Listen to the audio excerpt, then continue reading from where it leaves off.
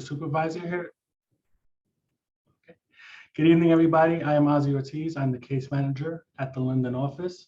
My team and I are responsible for the full processing of all new clients here in the facility and offering them the best experience possible as they come in for their mental health journey. We make sure that clients are fully informed and ready to go as far as all needed documentation and information so that we can move them on through the intake process and also help them get assigned to counselors that they're looking for based on their preferences and needs. I want to welcome you today and hope that we all are able to share and give you the best information possible this evening.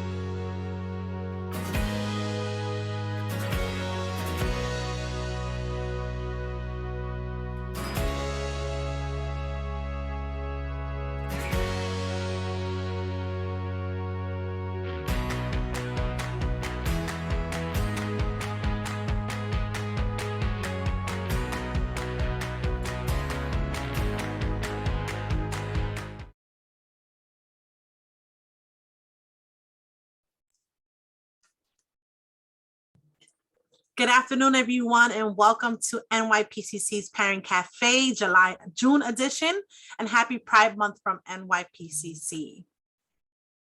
I would just like to go over some community announcements with you all. First, this meeting will be recorded for sharing purposes. Please stay muted. Write your questions in the chat box for our questions and answer segment, and Spanish interpretation is available. Aprieta el botón global para escuchar esta presentación en español.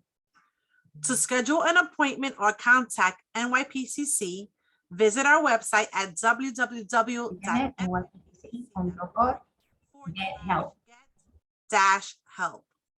Enjoy the rest of the show, and I'll turn it over to our moderator for today, Mr. Scott Bloom, who is one of our very own Director of Special Projects and Initiatives here at NYPCC.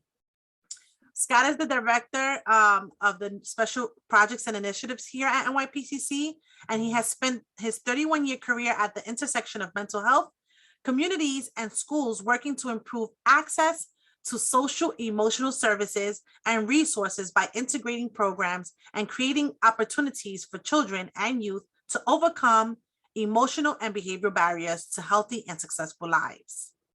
He was the founding director of school mental health services for the New York City Department of Education for the last 15 years, facilitating partnerships with nonprofit organizations and implementing mental health initiatives, building on a citywide system of mental health services and resources in over 1,800 city schools.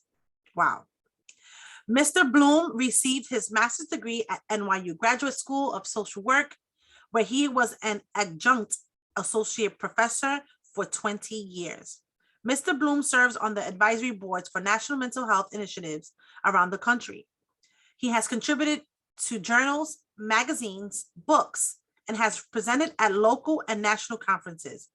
Mr. Bloom has certification as a psychotherapist. Without further ado, Scott Bloom, our moderator for today. Thank you, Selena, and welcome everyone. Happy Pride Month. Before I introduce our presenters, I just want to take a moment to frame our presentation for this evening so that we can all learn and help support our youth who identify as LGBTQ.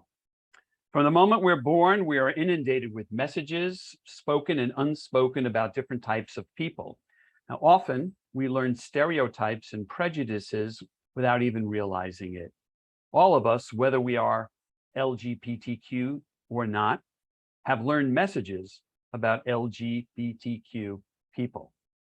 Many parents may feel conflicted and uncomfortable when they learn their child is gay, in part from the messages handed down to us from our families, communities, and the culture at large.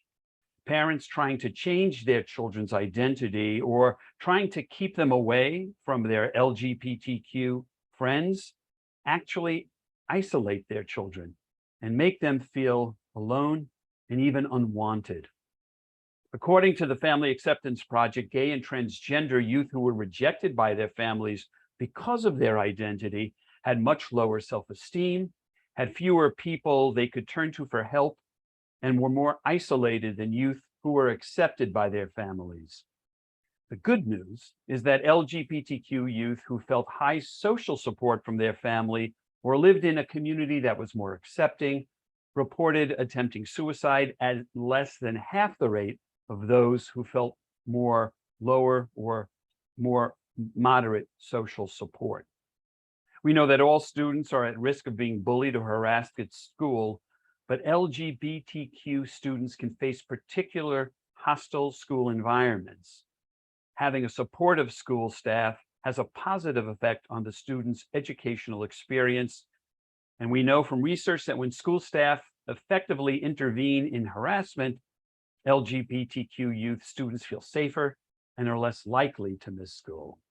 In tonight's Parents Cafe, we offer hope by ways of strategy and information that can help support the LGBTQ youth, young people in your lives and in ours. And that, without further ado, let me introduce our panel for this evening. Our first speaker will be Melissa DeAndrea, who is the Director of Special Projects and Initiatives, who is I don't know how that happened, but she's actually the Executive Director of PFLAG New York City. Melissa is a native New York, born and raised in Brooklyn, shout out to Brooklyn, and living in the Bronx. So she covers both our districts and boroughs for NYPCC. She is a youth development professional with 20 years of experience in program design and implementation for NYC youth and families. She's the new executive director of PFLAG NYC. Congratulations. And PFLAG NYC creates a better future by serving New York City families, schools, and communities in order to increase understanding and acceptance of LGBTQ+ people. She came to PFLAG from the Girl Scouts of Greater New York, where she oversaw all program strategy and implementation as Chief Program Officer. Previously, she was the Vice President of Programs for Girls Incorporated in New York City. Our second presenter this evening,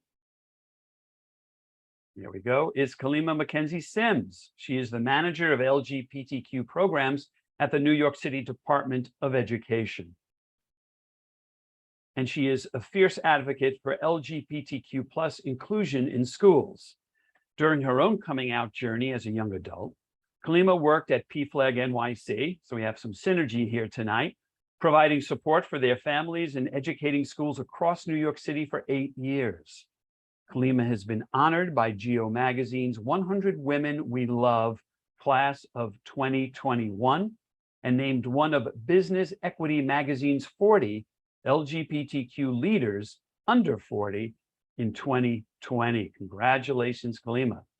She has her MPA degree from CUNY City College, and her vision for New York City schools is that all students, regardless of their sexual orientation or gender identity, can feel seen and safe and will know where and who to go to for support within their school communities. I am so looking forward to hearing from Kalima. But first, let's start with Melissa DeAndrea from PFLAG NYC. Melissa? Great. Thank you so much. I believe we're sharing some slides. Should I share my screen or? Oh, okay. Yeah. Okay.